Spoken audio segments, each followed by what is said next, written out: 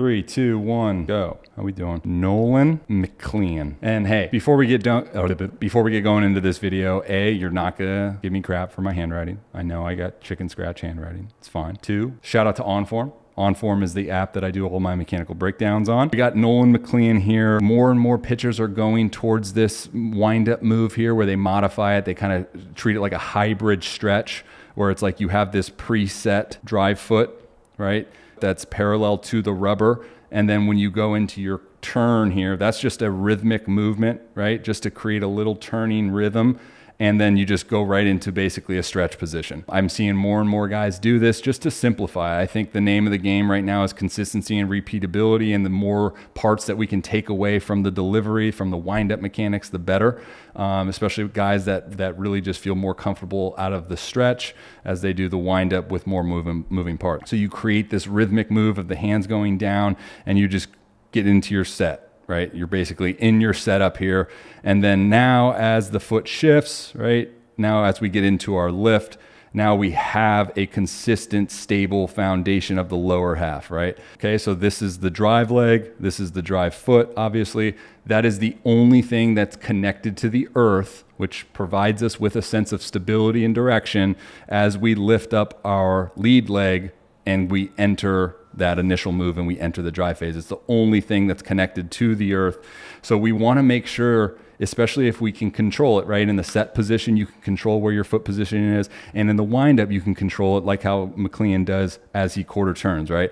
So getting that, I know it's boring, right? It doesn't look cool, but just having a consistent and repeatable foundation for when you get into your leg lift and when you get into your drive phase matters a whole heck of a lot for the consistency and repeatability of your delivery, right?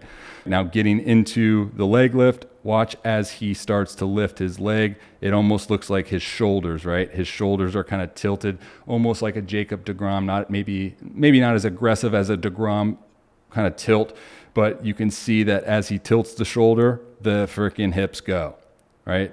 So you see how the elbows, watch the elbows here as the leg lifts up, right? It's gonna go whoop. So you create this little rhythmic move here of this coil upon leg lift. So then you can have that more repeatable timing for when the hands do break, right? The body craves rhythm. Okay, the body craves rhythm. Rhythm is going to influence consistency and timing. The more that we can be consistent with our delivery, the more we can be consistent within the timing of all of these moving parts, the better opportunity we have to fill up the strike zone, throw the ball where we want, and have better off speed, right? The hips are going to coil. The foot's going to shift downward, right? See how the foot shifts downward? It's almost like you're switching like a force vector instead of just going parallel down. You want to attack that. Hold on. You want to attack that almost at like an angle. So then when you do sink into your drive phase, now you're having the slopes gravity aid in higher acceleration, and you're going to have a better opportunity to snap that into rotation, right? So now we enter the drive phase, the shoulders from going kind of a tilt to now a tilt back, right? That's that pendulum rhythmic movement for our loading. And I really like how he hides the ball right here, right? So the glove hand is still in front of his body. The ball hand is now separating. He hides that really well behind his glove. If the hitter's over, obviously the hitter being over here, the glove's in the way, can't see the white of the ball. That's a huge piece, guys. I think hitters, they obtain subconscious familiarity when they see the white of the ball before the arm swing. So you hide the ball here, right? Now look at the loading posture, right? In the beginning, we saw the shoulders tilted forward. Now we see him stacking up. Right? Stacking up over this drive leg, you have the vertical shin angle, right? The head's a little bit stacked, I think, over the rear hip, just a little bit, right? Not too aggressive where we're getting stuck and not too forward where we're just forcing acceleration, but kind of in that happy medium, right? The drive leg is going to motor us. Drive leg is motoring us. The lead leg isn't necessarily gaining ground down the slope. It's not trying to rush, right? Now we're looking pretty here, right? Because we're still loaded. Right? We're putting that force into the ground. Our head's now a little bit more stacked than it was. Shoulders a little bit more tilted. Hand and the throwing arm is completely separated, so full hand position. Typically the full hand separation posture looks a lot like this, where you have the arms out, the glove side starting to extend, hips are closed. We're still loading this up. as he enters the drive, this is where it becomes time to now create that rotational energy. So as far as his anatomical structure, right, as far as his body allows him to hold on to the ground, is going to be based on his arm swing, because we want to time up when the arm starts to retract, horizontal shoulder abduction for my nerds out there. When that starts to occur, we want to see this knee start to go down. And all that move is the hips rotating, right? We always ask the question, well, when should my hips rotate? Should I delay the rotation of my hips? It's not necessarily yes or no. Obviously, it's so independent on the individual, like what their mobility looks like. But from personal experience, as soon as this, you'll see it here, right?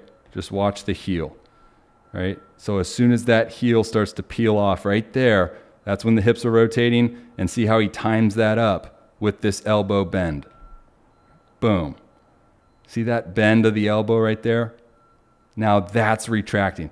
Why is that important? That timing is so important because that's what's essentially the creation of that rotational energy, that stretch segmentation mechanics, because we want our lower half to rotate before this anchors into the ground, but we want our upper half, torso, arm action mechanics, all this to kind of stay quiet, because the lower half is building our energy. Our energy is being built by the ground force energy, what we're putting into the ground, the acceleration, right? The timing and the sequencing of the slope. When we sink into our load, we descend into our drive phase. And then when we anchor down, this is the picture perfect timing, folks, of when the hand's gonna flip up, the lead leg is gonna take on load, the glove side peels, we're in hip extension, we've rotated, right? So it's like we descend, we catch that fall from the leg lift, boom, we catch that fall, we load it up, we store it for a little bit, we buy our time,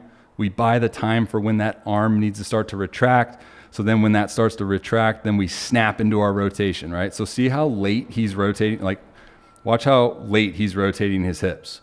So as much as I love to say, like you want to rotate your hips before you land, right? Like the rotation of the lower half actually occurs somewhat early. You don't want to delay that. You don't want to cut yourself off from the rotation. You don't want your hips to rotate too early to where it's just a consistent leak and then almost a fall, land. Now I don't have much energy, where it's like instead it's a descend, catch the fall, load up the drive. And now when we have the timing and we've gone as far as we can until it comes time to start to peel that heel off, that's when the snap occurs. So if we can essentially time that snap of the lower half rotation and the arm flip up, right? These two parts are so important.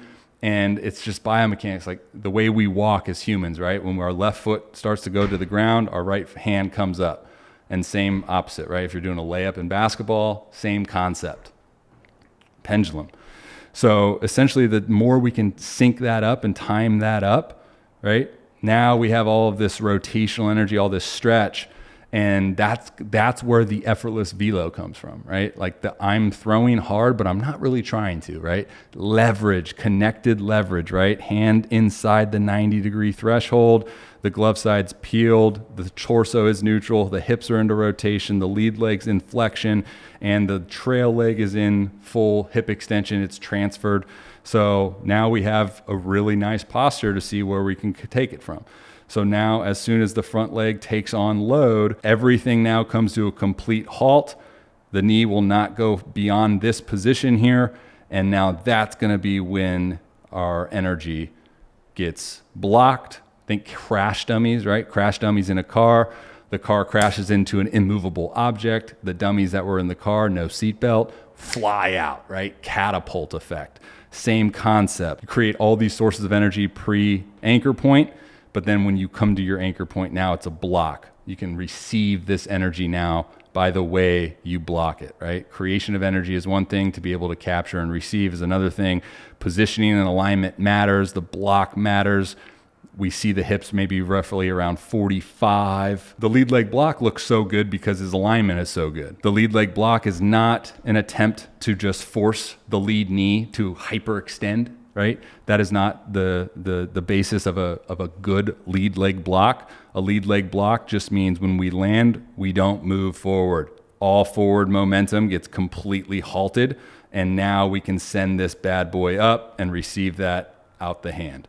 So when we get into our ball release phase here, this is not an aggressive extension here of the lead leg. You can still see there's somewhat flexion. That's fine. The visual appearance of the lead leg may not look as sexy as some other lead leg blocks, but it does the job. It blocks all forward energy to then receive and capture with the arm swing, right? And then the trail leg, you see that stay in extension. The torso's flexed over, the glove side comes back, and we get complete arm freedom in the acceleration and deceleration phase. Wow. And then you see the almost comes back. So watch this right here. This is when you know you have a really good lead leg block. The hips complete rotation. I'm going to use a nerdy word. The pelvis rotates into this fixed femur position. That's what creates that lead leg extension. And you can see that it doesn't move forward. It almost shoots back and almost catapults it back, right? Then the lead leg straightens out. And again, this is effortless cheddar bob, right? This is like throwing hard without trying to, without forcing it, without just maximizing mental intent to get a velo PR. It's just sequencing and leveraging, using your bigger muscle groups, right? Timing. Gosh, the throw, dude, is so time sensitive, right? If any of these movements happen a little bit earlier or too late, like you don't get as much energy back. And it's just a really freaking good example. Anytime you can see that trail leg stay in extension, you have a pretty good idea for the drive leg working super freaking efficient, because you've loaded it, you've snapped it, you've released it, and now it's in the front to block. Now you can capture it and release it to get the throwing arm. And look at the stillness of the head. So the head stayed stacked, and now as it comes down to landing, it's going to go out and get it. Everything rotates, the head stays still. Torso goes out and gets it. And the rotation of the torso, right? Think about like if you were just creating just stretch, right? You'd want to disassociate the lower half from the upper half. And then when you land, release it. Release the stretch. And now your hand, your arm, it's in a good position to capture that. It's not dragging. So now as the hips complete rotation, right? We talked about this earlier. That's going to then pull the torso through. Now the space that the torso has from not rotating pre-anchor point is going to now influence the arm to accelerate higher. Remember, arm speed is not created by the arm independently. It's a series of specific moving parts that the body goes under to then propel the arm into a higher rate of acceleration. Boom. Good goatee too. Big fan of the basket web as well. Tuck that jersey in. That's the strut. And in closing, there's not a better feeling than walking off the mound as a starting pitcher after you just struck out the last guy. Honestly, not even as a starting pitcher, just as a pitcher in general. Like that's got to be like one of the better feelings in baseball at that position is like 2 outs, the third out is a strikeout, and now you just get to walk off. Like, yeah, dog, I did that. Sorry about it. On now. Strut. Nolan McLean, and as always, I'm Robby Rowe. If you guys are interested in how I perceive pitching mechanics, be sure to check out my ebooks. Be sure to check out my website, therobbyroweshow.com. And if you want to book your own personalized mechanical analysis, be sure to hit up my website, therobbyroweshow.com/analysis. I also offer remote coaching if you guys want to get to work with me. But if not, no worries. Last shout out for OnForm. Much love, guys. Till next time, God bless. See ya.